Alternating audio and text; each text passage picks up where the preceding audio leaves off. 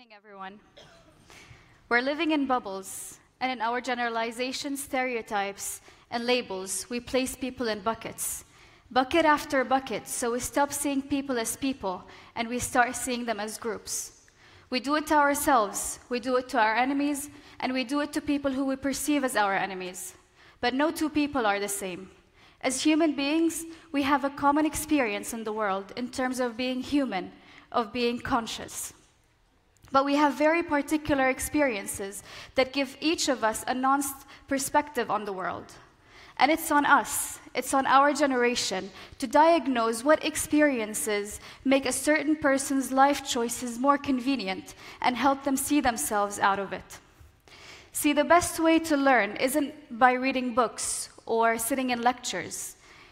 The most important knowledge, I believe, is gained through human interactions, through real experiences.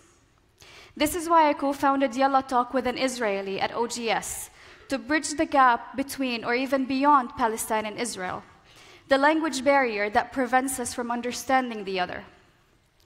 Our on-demand, user-friendly mobile application keeps you connected with native speakers across the world in just one click, through interactive and personalized conversations. You don't just learn few words here and there. Instead, you grasp the origin of the phrase. You're able to understand culture, other people's point of views, the way they think, their habits, norms, phonology, tones, syntax, you name it, all through our human interactive experience. It isn't a simple task to build bridges. It takes effort, time, and most importantly, hope. Hope in each other.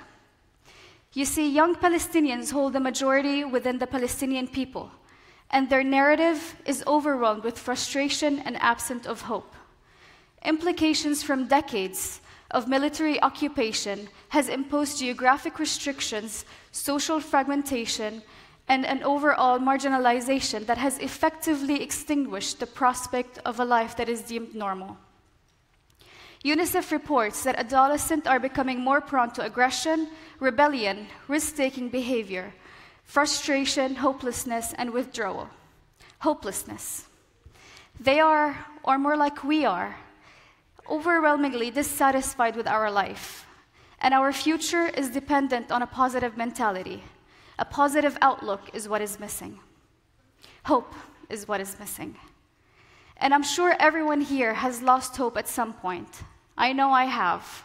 I lost hope that one day I can fly out from Tel Aviv airport, or one day I can walk the streets or drive my car through cities without having to carry a permit. But most importantly, I lost hope in the system. But the real question here is, when everybody lets you down, will you still make the decision to lift someone else up? My message here today is be our Yalla Talk beta tester. Start learning Arabic, of course, and give us your feedback. But more generally, my message here today is not to ostracize the other, but rather empathize. Realizing that empathy isn't about putting on someone else's shoe. Instead, putting on someone else's wet socks and taking a really long walk.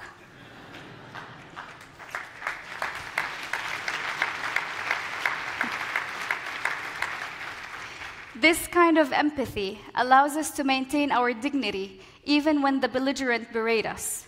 This kind of empathy breeds hope. Enemies hell-bent on our severance will become one of our bestest of friends because their animus will only make us more compassionate. What empathy really does is allow us to see each other as human.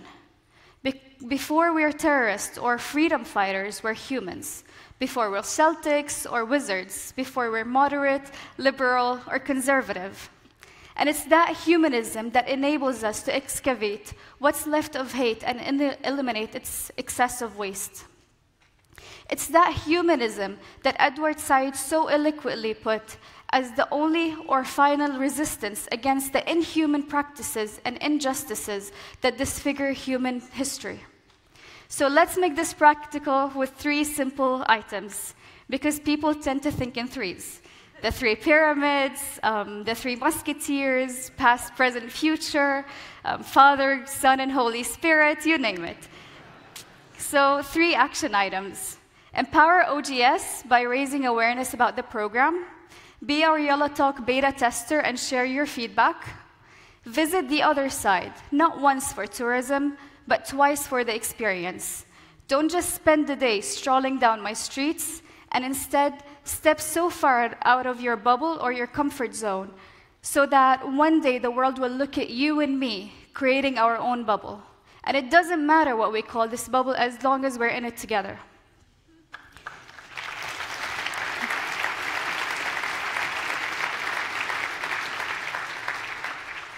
Because we're human before we're Palestinians or Israelis. Because we're human before we're Christians, Muslims, or Jews.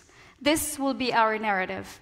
This will be our solution to the Palestinian-Israeli conflict. We're not here to restore faith in humanity. We're here to restore humanity in faith. Thank you so much.